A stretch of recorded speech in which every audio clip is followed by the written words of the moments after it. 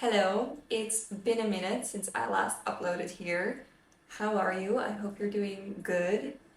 I have been absent for a little while because I was doing, well, not bad, but life got a little bit too much for me, and it happens quite often for me, so that's nothing out of the ordinary, I guess.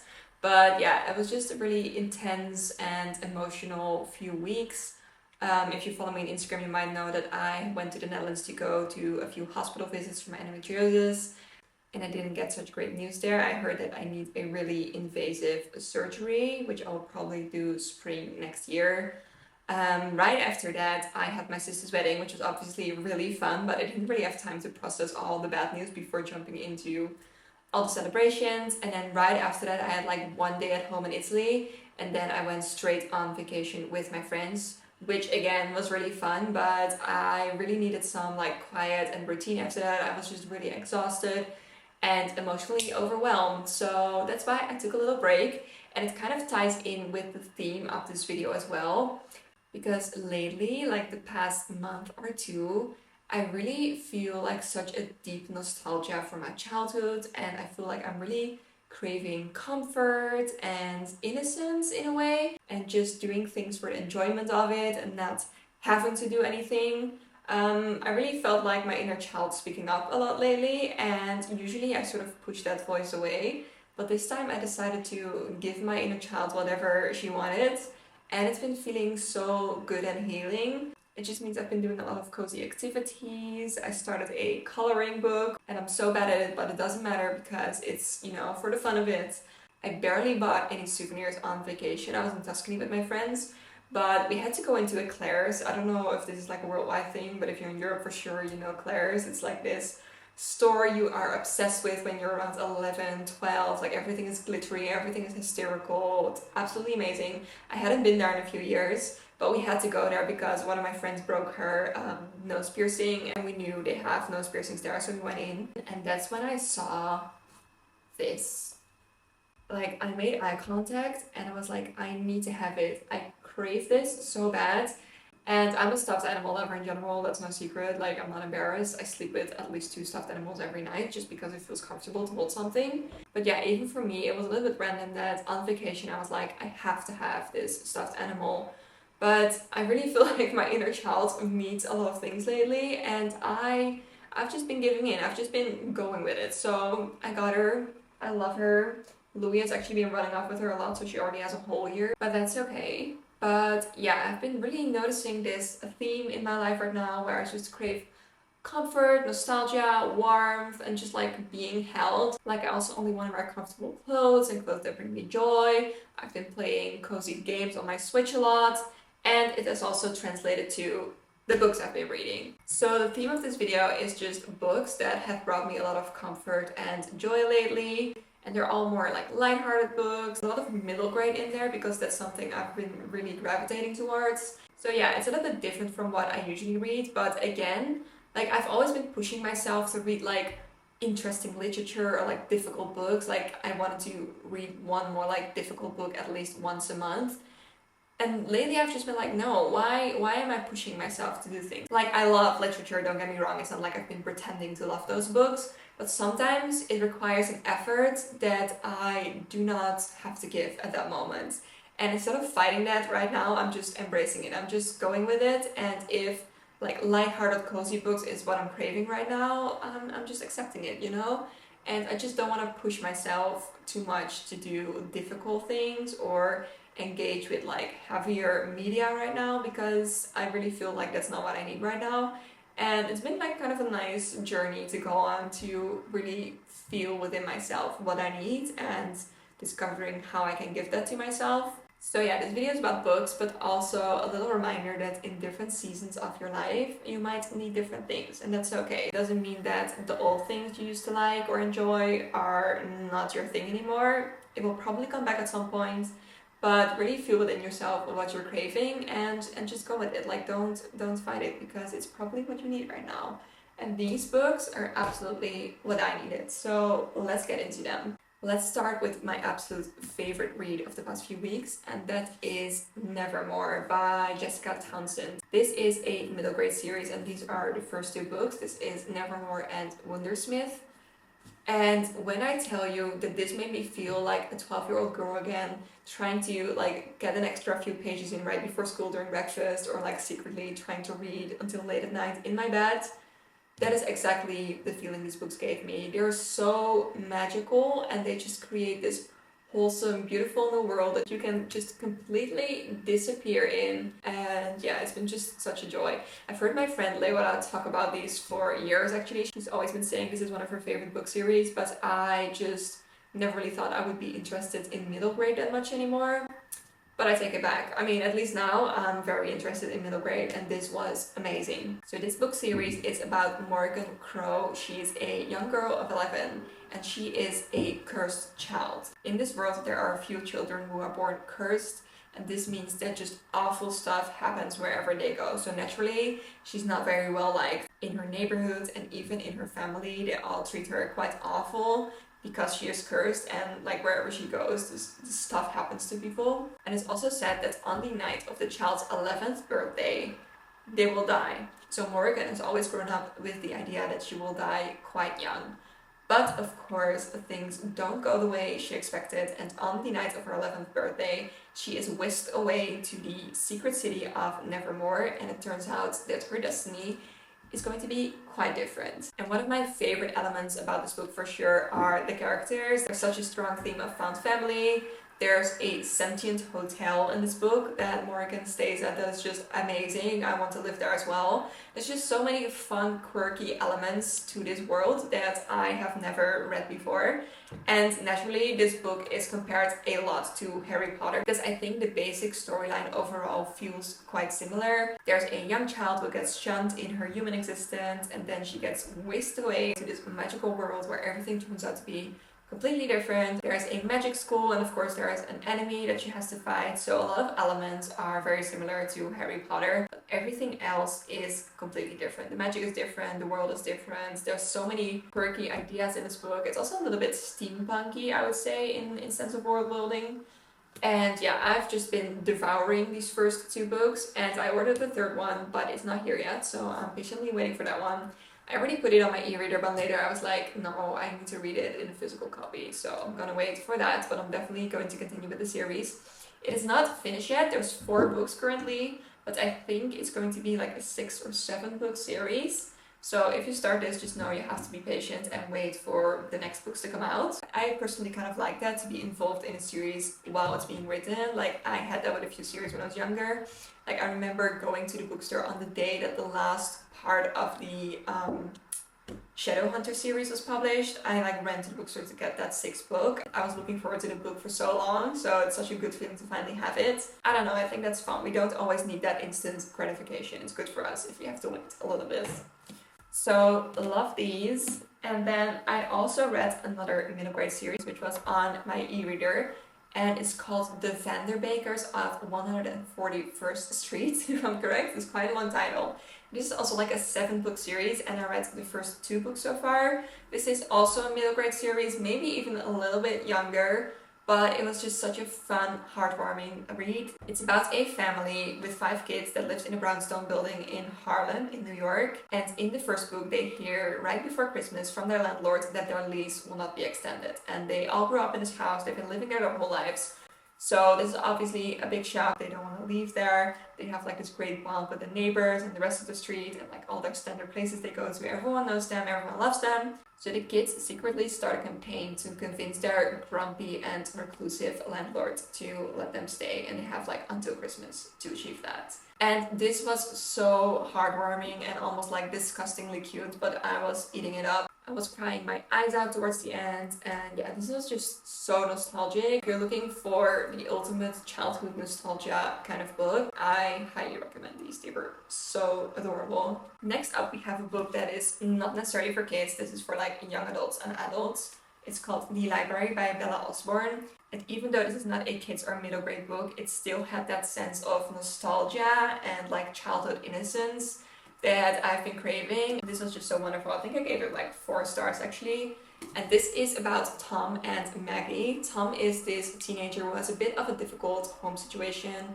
He doesn't have any friends and he just feels like sort of lost in life. And there's Maggie, a lonely pensioner who goes to the library every Saturday to have book club with ladies just to have some human contact, and that's where she meets Tom and they strike up an unlikely friendship. And then they hear that the library will be closed, so together they start a campaign to save the library. And I just love friendships between like young and old people, like those type of unlikely friendships.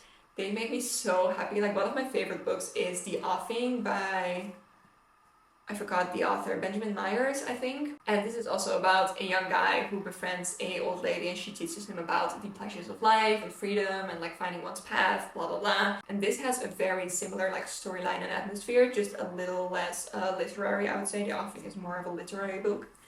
But yeah, this gave me such great joy. Again, made me cry so often. I think I already cried at the start when something like really sad happens. But at the end, it was like tears of joy and like happiness for how everything turned out, of course. But there's a few elements in particular that I loved about this book. And first of all, it's the nostalgia and like safety of the library. I grew up going to the library every week, like on Wednesday afternoons when we didn't have school.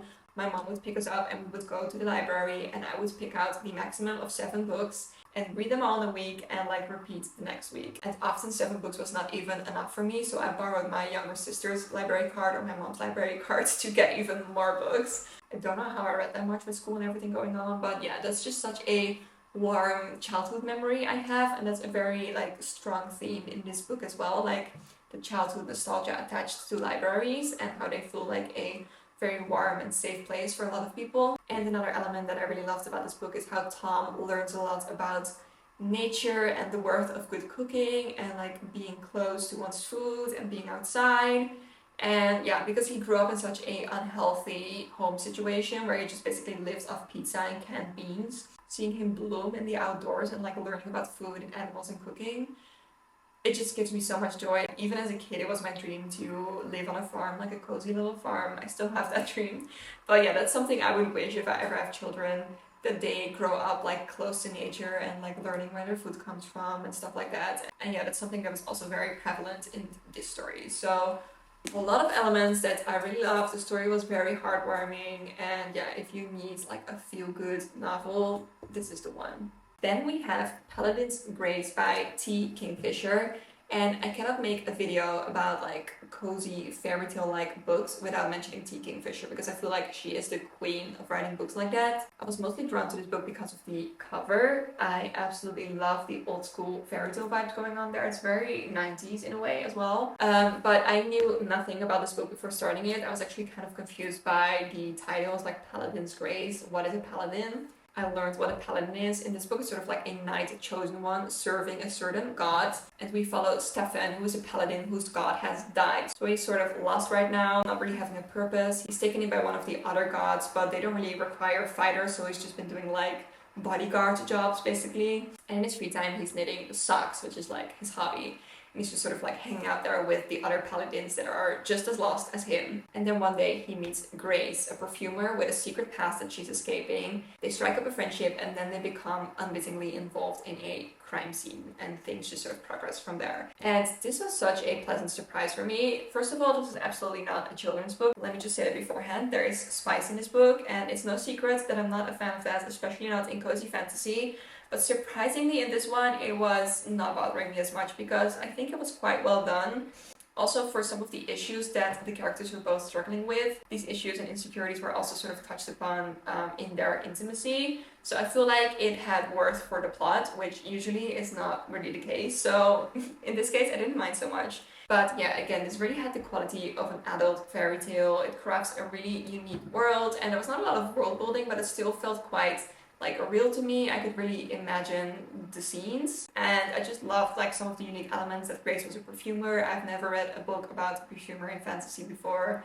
There's some fun animals, and there's also a great sense of humor in this book. Like I really laughed out loud a few times. And there are just a lot of like interesting characters in this book that I wanted to know more about, so I was really happy to find out this was actually a series and that some of my favorite side characters in this book get their own book in the series. So I'm definitely going to continue with the series. I think this in the end was like a 3 or 3.5 star read for me. Like it wasn't perfect, especially the plot was a little bit all over the place. But I have that with T. Kingfisher's books a lot. Like they are sort of like steady 3-star, 3.5 star reads for me because her plots are not always the best, but the atmosphere is is always on point. If you just want no plot, just vibes kind of books, these are excellent. Then lastly, a book I read that fits into this category is House of Many Ways by Diana Wynne Jones. And I think Diana Wynne Jones is so good at writing stories that carry that magical fairy tale quality of children's books, but for an older audience. Like, I don't know what the target audience of this book is. I think it's just like young adults or adults.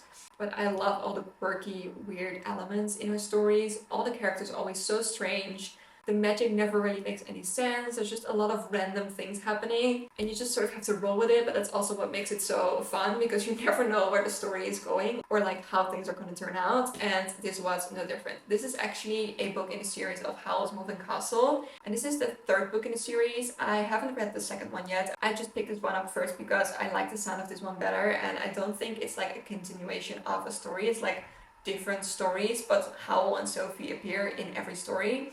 So I think you can read them separate if I'm not mistaken, and I love Howl's Moving Castle. It's one of my comfort reads. I've read it like 4 times, I think. So I don't know why I never continued with the series before, but I'm finally doing it, and this one was just as fun. This is about Charmaine Baker, a very protected and sort of like spoiled child who is sent to look after her great uncle's magic house while he has taken ill. And she knows nothing about magic, and this house has a mind all of its own, so obviously it's complete chaos. There's a strange little dog there that she has to take care of, and then one day also a wizard's apprentice shows up at the door who's very bad at doing actual magic, and they sort of have to figure out together how the house works. And this book is so frustrating in so many ways because it's just constantly absolute chaos and you just want to shake the main characters. Like, Charmaine is not a likable character, just warning you there. Every decision she makes is just awful and you just want to shake her the whole time and like shake some sense into her, but it's still fun. Like, it's so weird and quirky, these books, that I'm still having a great time, like, no matter what happens. But the only thing I have also with Howl's Moving Castle, and this one was the same, is that her endings get so chaotic. It's like she doesn't know how to wrap up a plot, and then so many things happen in the last chapter, so many random things, and so many things suddenly get explained where you're like, okay, you just have to sort of accept that that's how it is. And like, everything is super rushed and like squeezed into that last chapter, and I don't really like that. But like, it's the atmosphere that I read these books for, so I'm just there for the ride and not for a neat wrapped up ending, I guess. But yeah, I wish those were a little better. So I don't think these books are greatly written, but she's really, really good at getting that quirky, weird fairy tale atmosphere down. So whenever you're in the mood for that, this author is great. So those are all the cozy books I've read so far, and then I also have a few that I plan on reading next. And one of those is The Magician's Daughter by H.G.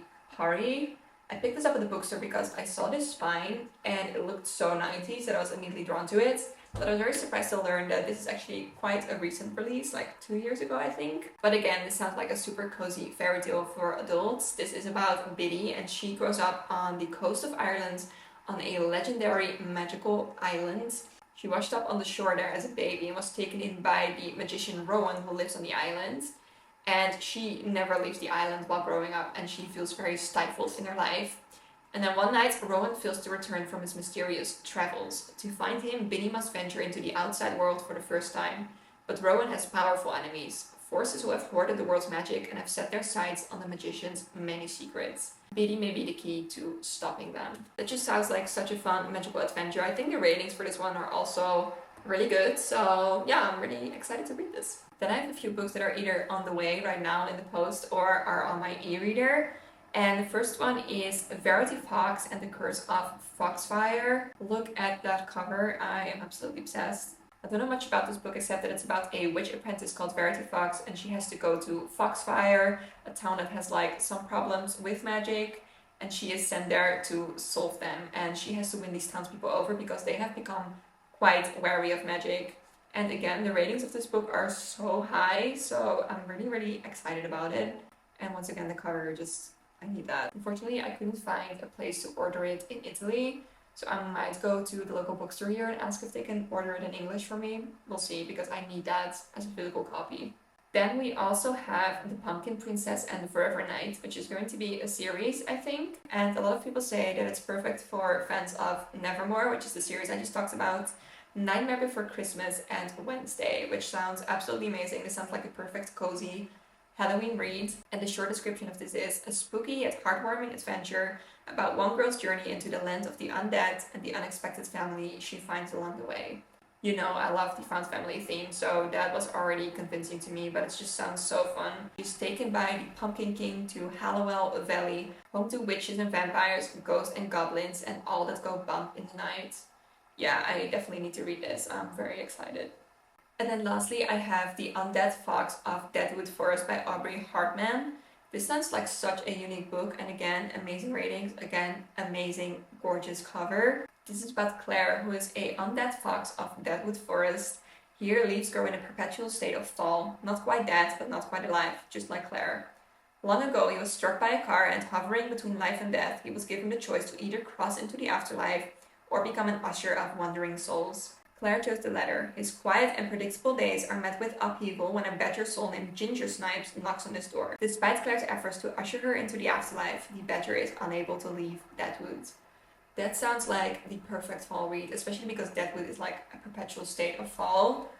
That's my dream, but it's also just such a unique concept, and I love books that talk about death in a different way, so you can just look at it through different eyes, I suppose. Yeah, I don't know, I'm very intrigued by this. I'm very excited to read it, and once again, I don't have a physical copy of this, but I think I might want to, just again because of how beautiful the cover is. So those are all the cozy, heartwarming, nostalgic, and magical books I had for you in this video. Like I said, these have been bringing me so much joy lately. I've been really healing my inner child with these reads, and it just feels very nice that I've accepted that I'm not in a space right now where I can read more like difficult or dark or intelligent books. It's just not in the cards for me right now, and that's okay. So I hope this inspired you to also pick up some heartwarming, cozy reads whenever you feel down or feel like your soul needs a little bit of a hug. I think these will do the trick. So thank you so much for watching, and I hope to see you in the next video. Bye!